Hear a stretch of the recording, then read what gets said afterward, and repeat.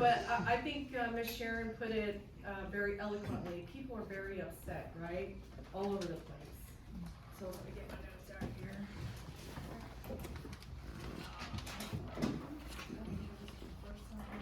Trying to get that stuff on your word. Oh, yeah, thank you. Yeah, that would be helpful. Thank you. So, hello everyone. My name is Patrice Kilpatrick, and I appreciate the Republican Party for allowing me to come here and speak today. And I'm very grateful for all of you showing up, because I'm sure it's a beautiful day outside, and there's many other things that we could be doing. But like everyone's mentioned, we're very concerned about our country. So, thank you. Amen. So before I get started, I kind of just wanted to ask a few questions to do an icebreaker, if you will. How many of you voted for Hillary in 2016? Jonathan Rob, nobody. So, Rob. So how I many? like Cankles, okay? So how many of you voted for Joe Biden? None of you. Voted twice. Amen, sir. So I say that to you because as a county, we should not be voting for people who are voting for those people, right? And I think that's very important. So I wanted to come here today to talk to you about some of my background. I know there have been questions about what my qualifications are, what my background is. And honestly, I'm somewhat of a private person, and I like to try to remain some humility amongst myself. So that's, I guess those days are over, like he said. My life's on hold and things are out there. So I'm gonna take a few moments to talk to you about my educational background, some of my work history, and a little bit about my family, because as you all know, my family has now been interjected into politics as well. Amen. Thank you. So, some of my educational background is I have a master's degree in criminal justice from Nova Southeastern University. I also have an enhanced focus in business administration. My undergrad studies were from Florida Atlantic University, and those were in health and public administration.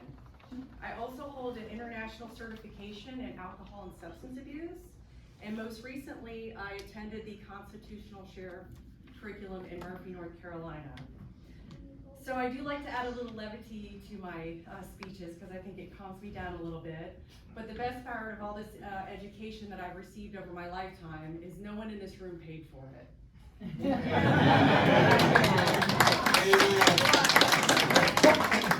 And I paid for it myself. I worked full time and I put myself through school all the way through. So a little bit about my work history. Some of you who know me may know that I am a retired police officer. I moved here in 2014. I served in Broward County in the city of Plantation, and I worked road patrol, investigations. I was a street level narcotics detective, and I was also the first female on the SWAT team. I was a ballistic shield operator because I was the smallest one there, and I was the first one to hold the shield so they could all lean over me with their long guns. Yes. I've had quite the life, I tell you. So when I moved here in 2014, I thought that I was going to be a stay-at-home mom for a little bit because my son was just young enough to where he would be going into kindergarten. But I have to be honest, I started climbing the wall after a couple months, and I couldn't sit still. So I made a connection, and I started working at the domestic violence shelter here in Union County, known as SAFE. I was a community response coordinator, and I was able to reach out and touch a lot of the community, and mostly the vulnerable community is my passion, and I've always been a public servant, and that's just kind of what I like to do. I really enjoy doing that, and at one point I was offering education for post-certification for the state of Georgia to some local law enforcement and corrections agencies, and the assistant superintendent at the time at the Caldwell Probation Detention Center, he said, hey, you have a really unique background, there's a position opening up as a behavioral health counselor, would you like to come and join us and interview? And I told him, I said, well, I don't really think I care to be inside the facility. But he invited me to come and tour the facility. They had a recidivism program where they paired rescue dogs with returning citizens, and it would give them the opportunity to come back into our communities as productive members. So I took a look around and I thought, well, I'm not really in a law enforcement capacity. I kind of wanted to leave that since I had my son, because we all know children change lives. And I said, I think I'll give this a try. So I did that for a few years. I ran the program, we implemented faith-based curriculum, and also they got grooming certificates so that when they did come back into our communities, they were able to be productive. And I guess maybe after a couple of years of that, I got a little itchy, and there was a position open in Fannin County within the state to work for the Department of Family and Children's Services. So I made the leap, and I was a county supervisor in Fannin County. I oversaw foster care and also investigations, and that was actually a whole nother piece of the pie that I never really had that much engagement with, and it was very impactful on my personal life as well. You know, children are very important in our community, and we as shepherds should be taking care of them. So once COVID hit, you know, we all had to work from home. I'm sure everyone here was affected by that. And my son was home from school, and I'm not really a homebody, if you will. So I kind of caught wind that there may have been some mandates coming down the pipe, and I thought, well, I have enough experience in education, I might start looking outward, because I like to be in the community and touching people. So a position came open in a local substance abuse treatment program, and I have been there for about 2 years as the director of the program.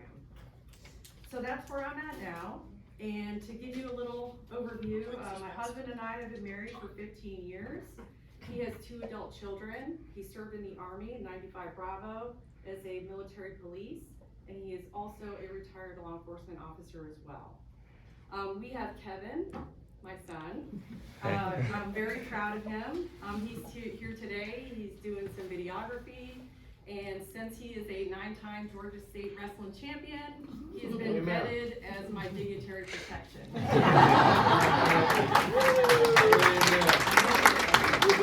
I could sit up here and brag about my son all day, but I won't do that because I know we have issues to talk about. But I will tell you that he's an A student. He's a freshman at Union County High School. He's in the STEM program.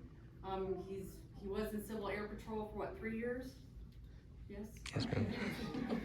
Help me out, baby. And my husband is very engaged in the community as well. He's been a coach for basketball, wrestling, football. My son's he's played on 2 championship teams in the football program. And we are also avid pickleball players. Because during COVID, all the sports shut down. So since we were climbing the wall at home, we discovered pickleball, and we have been loving it ever since. So I think that's enough about myself. So I basically come here before you today to ask for your vote. I'm running for office because I believe our country is at a crossroads. Amen. Thank you, sir. And that means Union County is at a crossroads as well. We need to look forward to 2024 and have a collective plan on what direction our county will be headed towards. We're facing a choice between the conservative values that have made our country the greatest in human history and the radical left-wing agenda that is threatening to destroy everything that we love and hold dear. In my view, the days of career politicians and politicians who are in office to enrich themselves and their respective special interests need to be over. We the people hold the power to make that change, and we in our county can make it happen. The radical left is taking away our freedoms, raising our taxes, and having left our borders wide open, leaving us vulnerable as a country. They want to indoctrinate our children, censor our speech in order to silence us, and create a generation of mindless servants. If we allow Union County to be led by a Democratic administration, I want to ask you a few questions. How will we respond when buses of illegal migrants arrive in Union County? Millions of them are already here and have crossed. Where are they? And I would tell you that soon they will be here among us. They are here. How will we respond when our kids start dying from the fentanyl that is coming across the border that the Democratic administration is allowing to flow into every city in our country? Whose kid will it be? How will we respond when our election processes here in Union are just like Atlanta's? And I really wanted to put a joke in here about Bigfoot and 81 million people, but my husband said no. He said, stay focused. So I honestly, I want you to ask yourselves, how will a Democrat respond? If you need help with this answer, take no further look than any news media outlet. Or better yet, just take a ride down to Atlanta or go to Cobb County. Democratic leadership wants to replace traditional American values with a left-wing radical agenda, and I will not comply.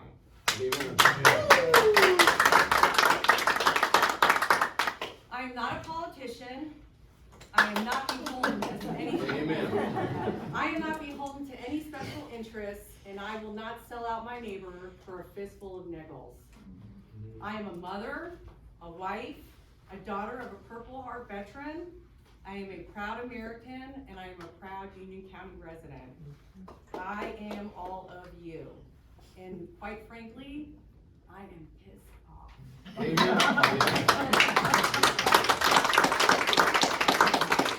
So I want you to know that my father did not die from his service-related leukemia, so his grandson can be shackled by trillions of dollars of debt that were bartered by bureaucrats who could care less about him, your children, your grandchildren, or even you. He did not serve in the Vietnam War for males to compete in girls' sports. I will not go along to get along any longer, and I'm asking you as fellow conservatives to join me. There are others all across this great state of Georgia that think the same way that we do. However, they and we have been silent too long. And now is the time for us to stand up and say no more. Courage is contagious. Be brave. We are the echoes of the founding fathers, so let's act like it. The 2024 election will be the most important of our lifetime, and it's time for us to band together and make our voices heard that we have had enough. We have had enough of being called names by our elected officials, being ridiculed by the mainstream media, and it's time we hold them accountable to our values and vote them out.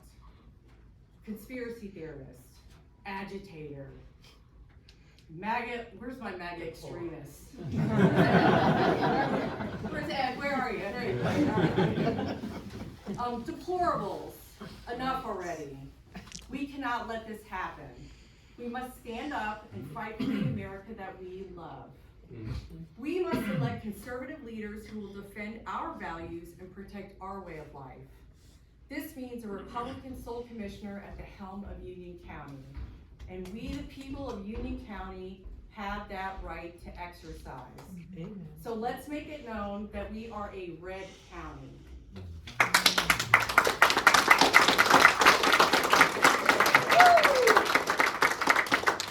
So I'm asking you for your vote in 2024 to turn our county red all across the board and make it a clear reflection of the majority of our residents. So invite me to coffee. I work till about 1:30, 2 o'clock on Monday through Friday. I want to sit on your porch. Let's have some tea. You know, let's talk. And I know there are a lot of uncomfortable issues before us, but we need to be able to talk to each other and work it out. Amen. It should be just like a relationship, right? I mean, I fuss with my husband all the time, but we still have to, you know, live in the same house together, and that's what we have to do. And if you have to yell at people and holler back, I know, you know, we're all concerned about not getting along, but we gotta work it out. And all the conservatives, whether you're grassroots or Republicans, all together, we gotta get it together because it's coming and it's coming fast and it will be here soon. And, ma'am? It is here. It is I'm here, sorry. yes, thank you, you are correct. So, I'm running for sole commissioner in 2024. I hope that you all support me. I have made this initiative on my own financial dime, and I would ask for any support, whether you can give me your time, your treasure, or your talent. I will accept it gracefully. So be on notice though. Soros and Zuckerberg bucks are on their way to a small town near you, and the Democrats are mobilizing. So keep that in mind when you cast your vote.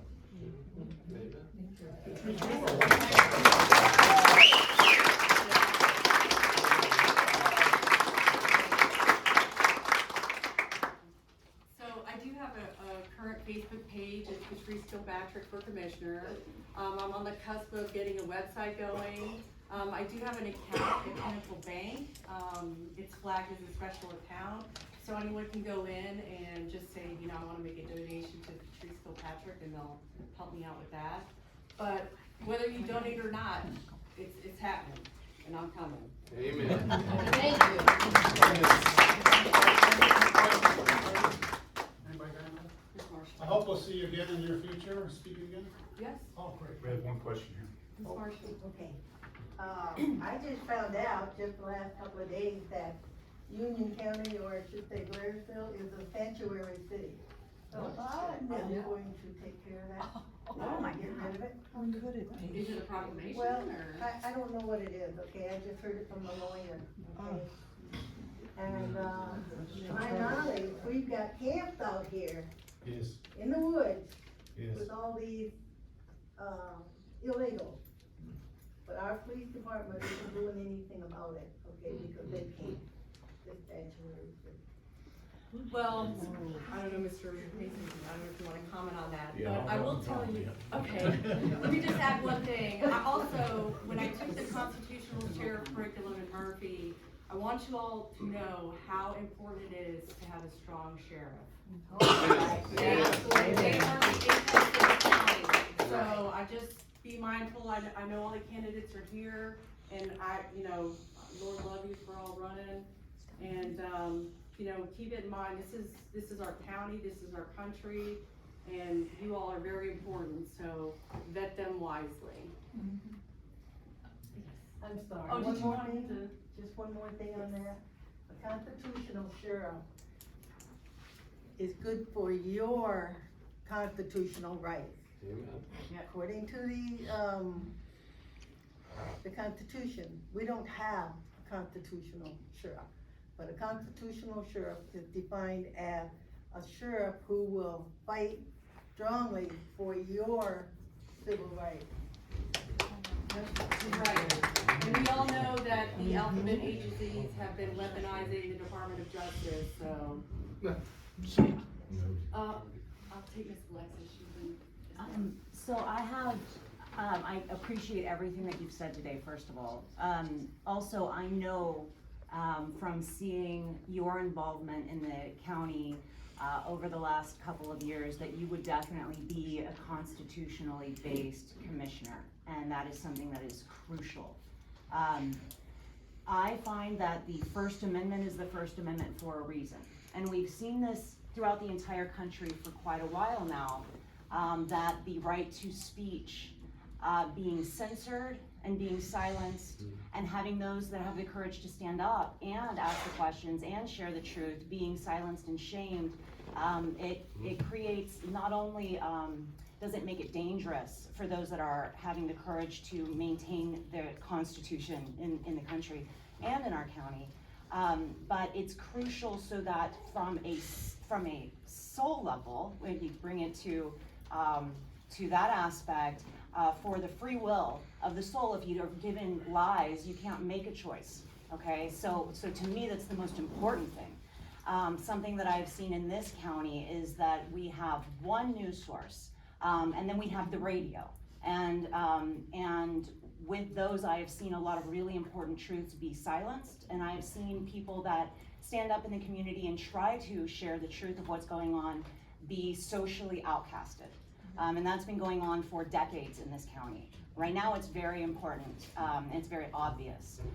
Something that I have been thinking about for quite a while, as you know, I go to meetings and I film them.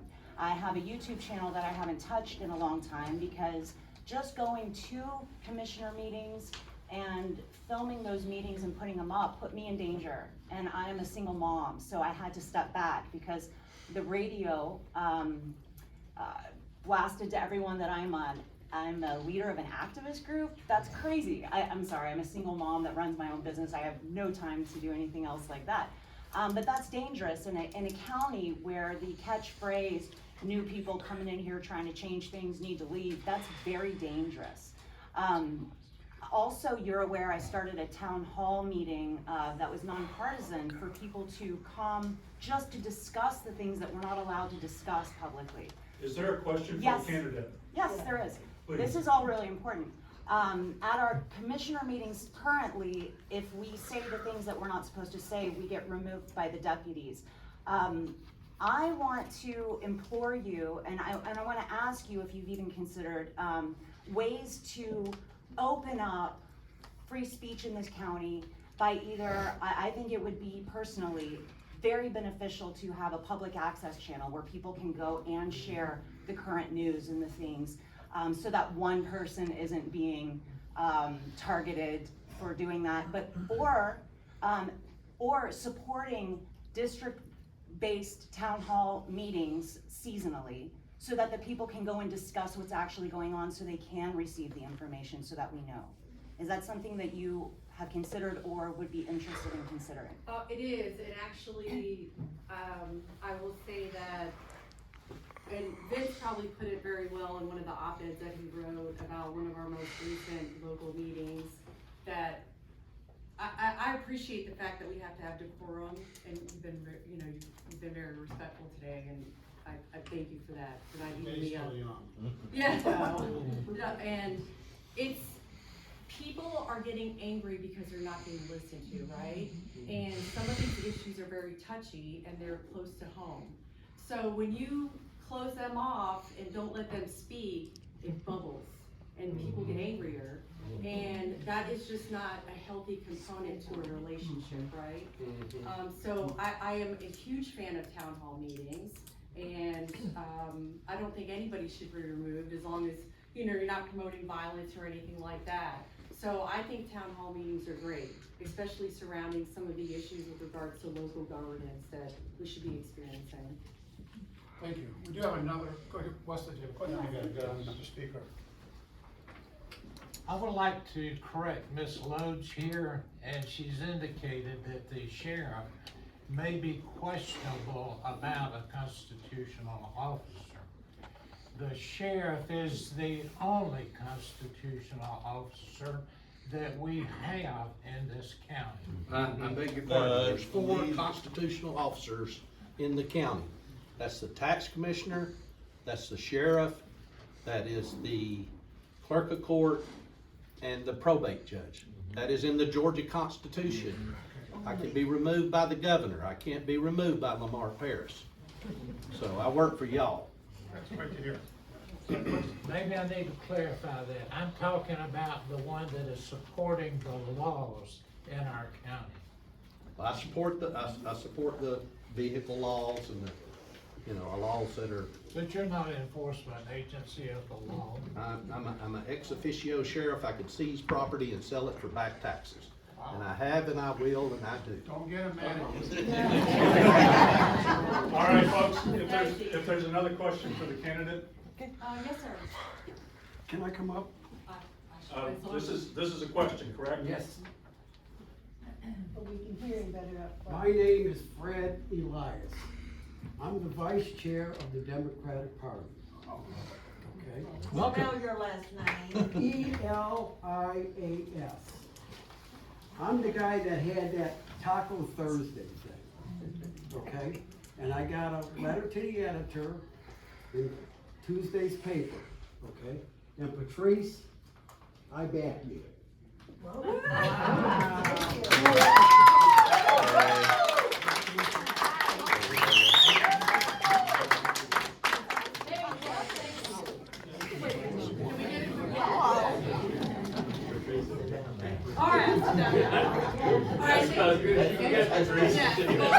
I appreciate y'all listening, and just know that, we're all in this together, so let's not forget, we are the echoes of the founding fathers.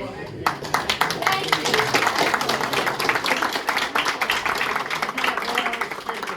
When you go home tonight, you put on the evening news and you look at the cesspools that have become most major cities around this country,